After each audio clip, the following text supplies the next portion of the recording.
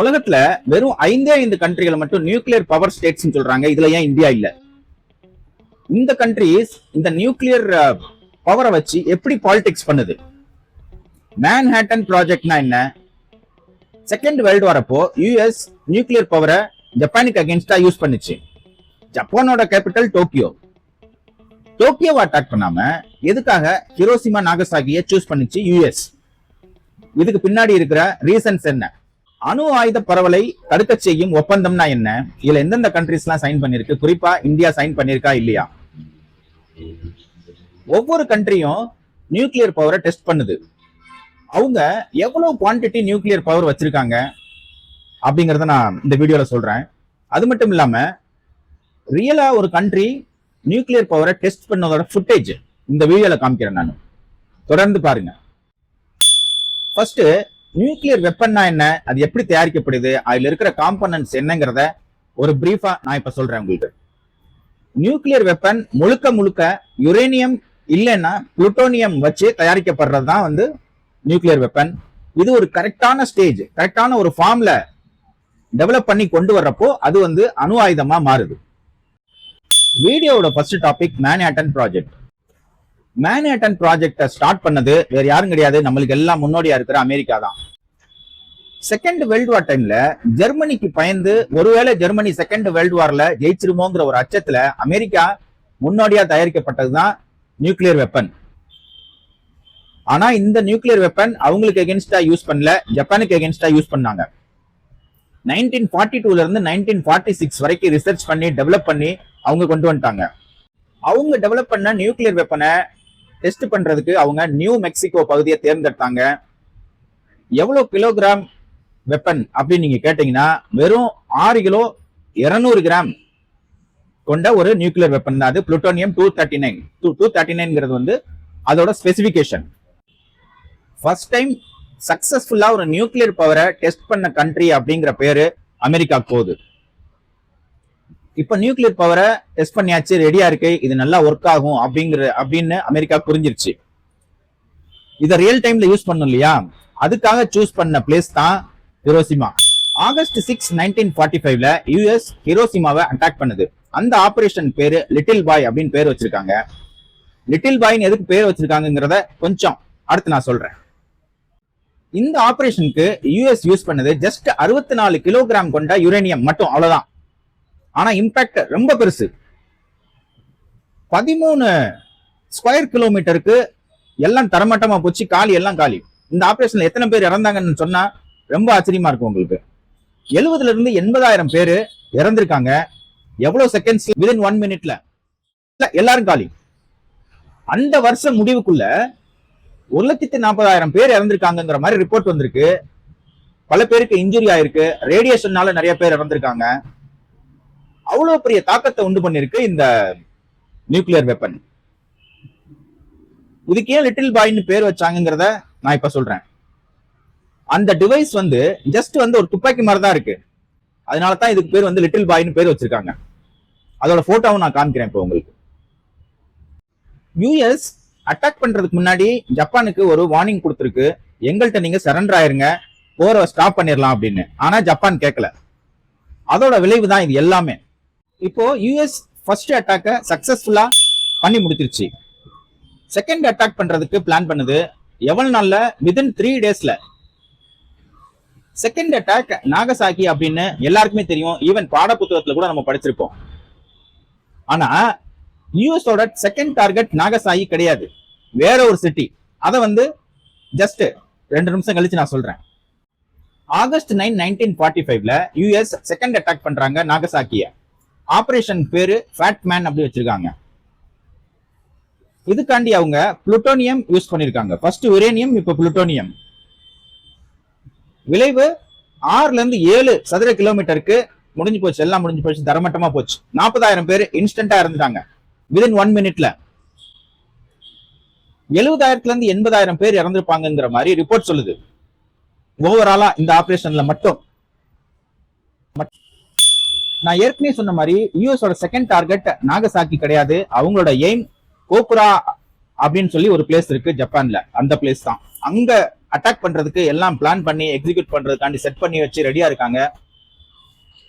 Climatic condition ஒத்து வரல, கிளவுடா இருக்கு. அது போக புகமூட்டமா வேற இருந்துச்சு. அதனால ப்ராப்பரா எய்ம் பண்ண முடியல. அதனால அங்க ஆபரேஷனை பண்ண வேண்டாம் அப்படின்னு சொல்லிட்டு க்ளோஸ் பண்ணிட்டு நாகசாக்கிக்கு வந்து அட்டாக் பண்ணாங்க. இதுதான் உண்மை. வீடியோவோட ஆரம்பத்துல சொல்லியிருந்தேன், எதுக்காக Hiroshima Nagasaki, why not Tokyo அப்படின்னு கேள்வி கேட்டிருந்தேன். அதுக்குரிய பதிலை இப்ப நான் சொல்றேன். அதுக்கு 3 முக்கிய ரீசன்கள் இருக்கு. ஏன் டோக்கியோவை சூஸ் பண்ணல? டோக்கியோ ஆல்ரெடி வந்து டேமேஜ் ஆன பிளேஸா இருந்துச்சு, அட்டாக் பண்ண பிளேஸ். அப்போ அந்த மாதிரி ஒரு சூழ்நிலையில அவங்க கண்டுபிடிச்ச நியூக்ளியர் வெப்பனை அங்க யூஸ் பண்ணாங்கன்னா நியூக்ளியர் வெப்பனோட இம்பாக்ட கண்டுபிடிக்க முடியாது. எவ்வளவு பவர்ஃபுல்லான நியூக்ளியர் வெப்பன் அது அப்படிங்கிறத கண்டுபிடிக்கணும்னா புதுசா ஒரு பிளேஸ்ல யூஸ் பண்ணா தான் அதோட டெஸ்ட்ரக்ஷனை வச்சு கண்டுபிடிக்க முடியும். அதனால தான் டோக்கியோவை சூஸ் பண்ணல. ஹிரோஷிமாவை எதுக்காக சூஸ் பண்ணாங்கன்னா ஜப்பானோட மிலிட்டரி ஹெட் குவார்ட்டர் மற்றும் லாஜிஸ்டிக் சென்டர் இந்த பிளேஸ் தான். நாகசாகி எதுக்காக சூஸ் பண்ணாங்கன்னா அது வந்து ஒரு இண்டஸ்ட்ரியல் ஸ்பாட். இப்போ சில டேட்டாவை பார்க்கலாம். இந்தியா 6 முறை நியூக்ளியர் டெஸ்ட் பண்ணிருக்காங்க. ஃபர்ஸ்ட் டைம் 1974ல முன்னாள் பிரதமர் இந்திரா காந்தி பீரியட்ல ஸ்மைலிங் புத்தா அப்படின்னு ஒரு ஆபரேஷன் பண்ணிருக்காங்க, போக்ரான் 1. செகண்ட் டைம் 1998ல முன்னாள் பிரதமர் அடல் பிகாரி வாஜ்பாய் பீரியட்ல 5 முறை டெஸ்ட் பண்ணிருக்காங்க. அதுக்கு ஆபரேஷன் சக்தி அப்படின்னு பேர் வச்சிருக்காங்க, போக்ரான் 2. இப்ப எந்தெந்த கண்ட்ரிஸ்ட எவ்வளவு அணு ஆயுதம் இருக்குங்கிறத பார்க்கலாம். சொன்னா ஆச்சரியமா இருக்கும், யுஎஸ் ஃபர்ஸ்ட் பிளேஸ் கிடையாது, ரஷ்யா தான் முதலிடம். 5439 வார்ஹெட் வச்சிருக்காங்க, stockpile. United States 5177 unit வச்சிருக்காங்க, stockpile. France 290, UK 225, China 600, இன்னும் எக்ஸ்பேண்ட் பண்ணிட்டு இருக்காங்க. இந்தியா 180, பாகிஸ்தான் 170, நம்மளோட கொஞ்சம் கம்மியா தான் இருக்காங்க. Israel 90, north Korea 50. இவ்வளவுதான் மொத்தமா இன்டர்நேஷனலா எந்தெந்த கண்ட்ரிஸ்ட எவ்வளவு அணு ஆயுதம் இருக்குங்கிறது தான் இந்த லிஸ்ட். ஜனவரி 1, 1967ல நியூக்ளியர் நான் ப்ரோலிஃபரேஷன் ட்ரீட்டி அப்படின்னு ஒரு அக்ரிமெண்ட்டை கொண்டு வந்தாங்க. எதுக்கு கொண்டு வந்தாங்கன்னா நியூக்ளியர் வெப்பன் ஸ்ப்ரெட் ஆகுறத, இன்டர்நேஷனலா ஸ்ப்ரெட் ஆகுறத தடுக்கிறதுக்காண்டி இந்த சட்டத்தை கொண்டு வந்தாங்க, இந்த அக்ரிமெண்ட்டை கொண்டு வந்தாங்க. சரி, ஓகே, எதுக்கு தடுக்கணும்? எல்லாரும் அவங்கவுங்க கண்ட்ரியில நியூக்ளியர் டெஸ்ட் பண்ணிட்டே இருந்தா என்ன ஆகும்?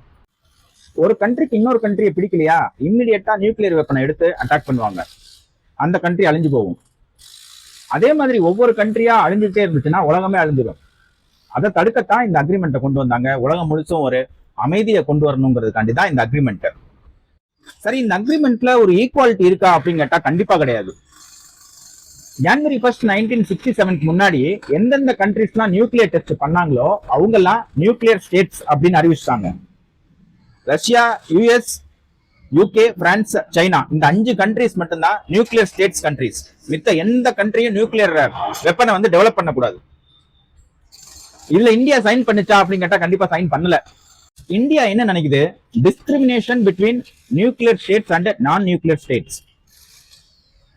ஆல்ரெடி டெஸ்ட் பண்ணவங்க நியூக்ளியர் வெப்பனை வச்சிருக்கலாம், மத்தவங்க வச்சிருக்க கூடாது அப்படின்னு சொல்றத இந்தியாவால ஏத்துக்க முடியல. அது ஈக்குவாலிட்டியும் கிடையாது. இந்தியா அந்த அக்ரிமெண்ட்ல சைன் பண்ணாட்டினாலும் இந்தியாவுக்குன்னு ஒரு நியூக்ளியர் பாலிசி இருக்கு, நாட் யூசிங் ஃபர்ஸ்ட். அதாவது என்னன்னா, நம்மளா ஃபர்ஸ்ட் வந்து நியூக்ளியர் அட்டாக் பண்ண மாட்டோம் எந்த கண்ட்ரியவும். நம்மள ஏதாவது ஒரு கண்ட்ரி அட்டாக் பண்ணுச்சுன்னா பதிலுக்கு நம்ம நியூக்ளியர் வெப்பனை யூஸ் பண்ணுவோம். இதுதான் இந்தியாவோட நியூக்ளியர் பாலிசி. அமெரிக்கா எதுக்காக ஈரானோட நியூக்ளியர் வெப்பனுக்கு அகேன்ஸ்டா இருக்கு அப்படிங்கிறத பார்க்கலாம். ஒரு 3 ரீசன் இருக்கு. ஒரு சின்ன இன்ஃபர்மேஷன், ரீசன்ட் டெவலப்மெண்ட். யுஎஸ் மற்றும் ஈரான் இந்த 2 கண்ட்ரிகளுக்கு இடையில பேச்சுவார்த்தை நடந்துட்டு இருக்கு. எதை பத்தினா சேம் நியூக்ளியர் வெப்பனை பத்தி தான். ஈரான் 400 கிலோகிராம் நியூக்ளியர் வெப்பனை ரெடி பண்ணிக்கிட்டு இருக்கு, டெவலப்மெண்ட் ஸ்டேஜ்ல இருக்கு, ரிசர்ச் பண்ணிட்டு இருக்கு அதை பத்தி. இந்த 400 கிலோகிராம்ல 60% வந்து யுரேனியம். அது எப்போ 90% மாறுதோ அது வந்து ரெடி ஆயிரும், அணு ஆயுதமா மாறிடும். அமெரிக்கா என்ன சொல்லுது? அந்த 400 கிலோ யுரேனியமும் நியூக்ளியர் வெப்பனை எங்கள்கிட்ட கொடுத்துரு, சரண்டர் பண்ணிரு அப்படின்னு யுஎஸ் சொல்லுது. Just information. First of all, America தான் எப்பயுமே எல்லாத்துலயும் பவர்ஃபுல்லா இருக்கணும் அப்படின்னு நினைக்கிறது ஒண்ணு.